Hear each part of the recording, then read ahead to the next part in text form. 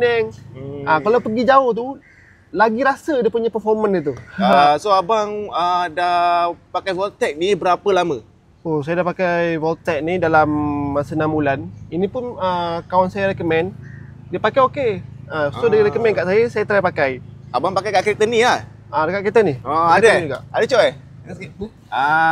Ni dia. So macam mana rasa, boleh saya tahu tak macam mana perbezaan dia sebelum guna tu dengan selepas guna macam mana? Banyak beza, banyak beza. Banyak beza. Saya bawa Grab. Kadang-kadang saya bawa Grab, pagi tu isi minyak. Bila malam tu dah nak sampai rumah dah habis, tinggal satu takuk.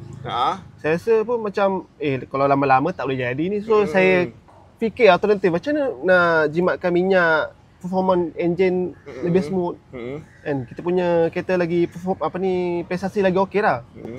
Macam kembali normal balik, gegar-gegar macam enjin tak perform apa semua, minyak cepat habis. Kalau kita bawa Grab memang itulah kita tengok, minyak ni boleh habis berapa lama.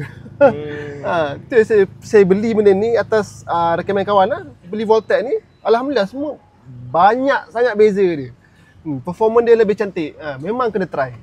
Kalau pergi jauh tu, lagi rasa dia punya performance dia tu. Sebab kita long ride. Long distance kan? Long distance.